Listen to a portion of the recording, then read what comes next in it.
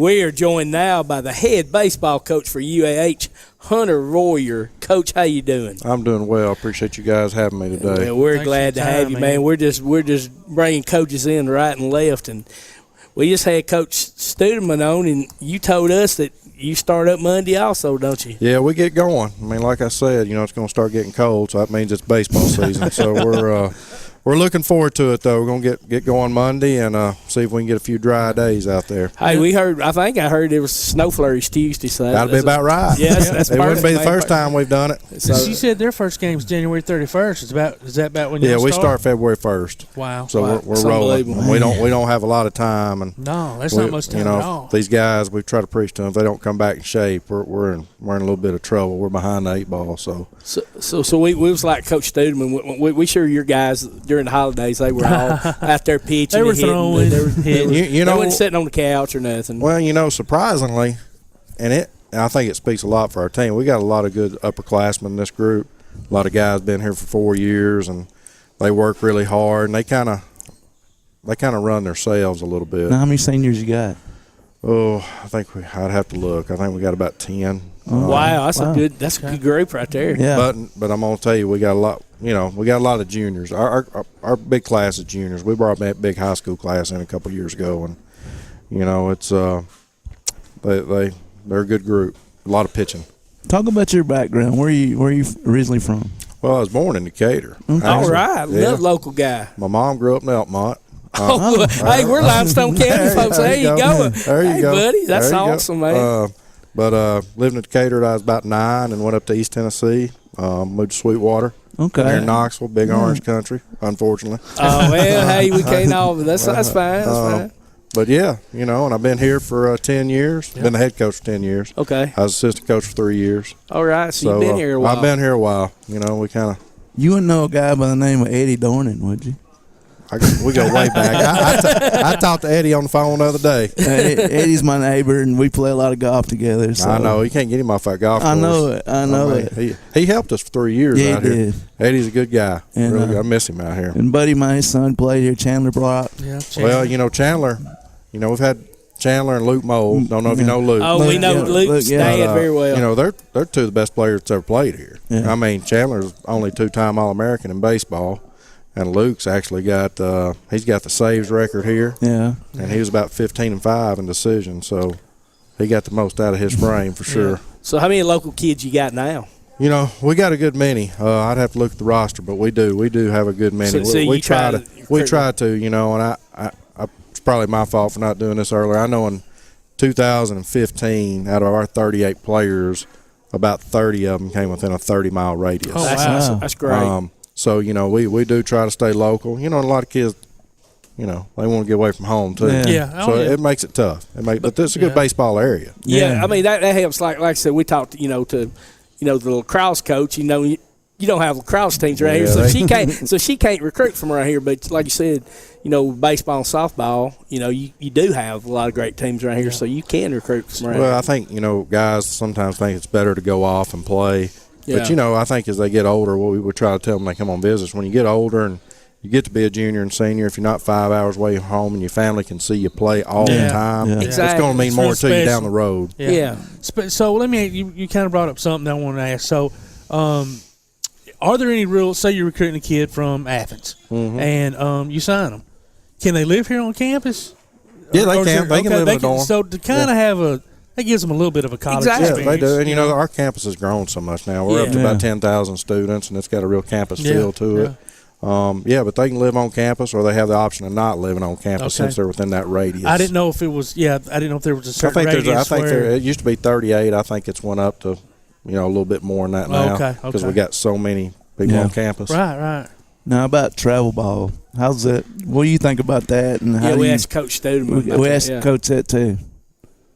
Can I plead the fifth? No, you can do whatever. Your opinion's probably just like mine. All right. Obviously, I have now I can talk all day on this now. Yeah, you go right ahead, Coach.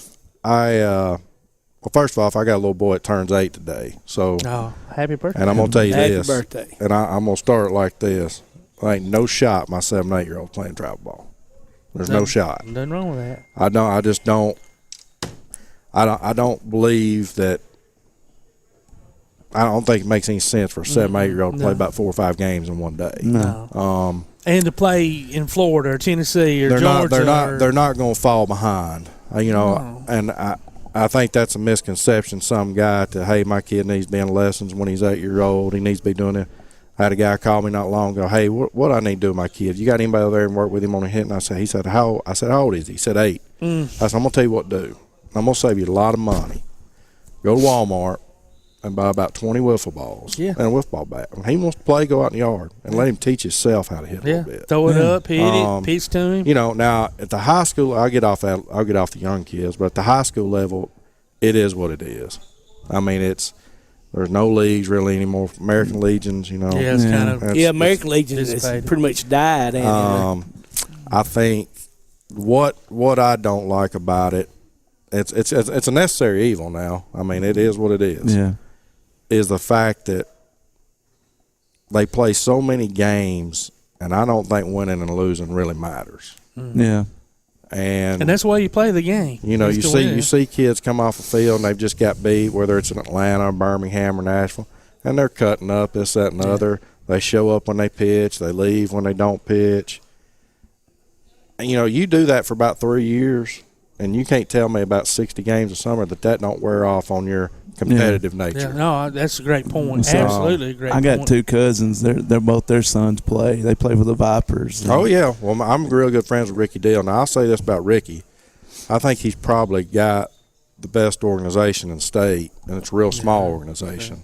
But Ricky likes to win. Yeah. He likes to win. He's not going to let them just come out. They bunt. I mean, you may go all summer and the kid don't bunt at all. Yeah. And that's another. I don't know that they really learn to play the game, just go out there and playing on it. They sure don't know how to practice when they get to college. Because they don't practice. They just play. Yeah, they just play. And I'll tell you who I feel bad. I feel bad for the high school coaches. Yeah, I do too. I feel bad for the high school coaches a lot of times because I don't think they have a lot of, you used to. They don't have any influence. Now you gotta call these tribal ball coaches. And you don't talk to high school coaches much. Yeah. That's the same thing. And that's a shame. And it's the same thing with AU basketball, and I'm not big on it either.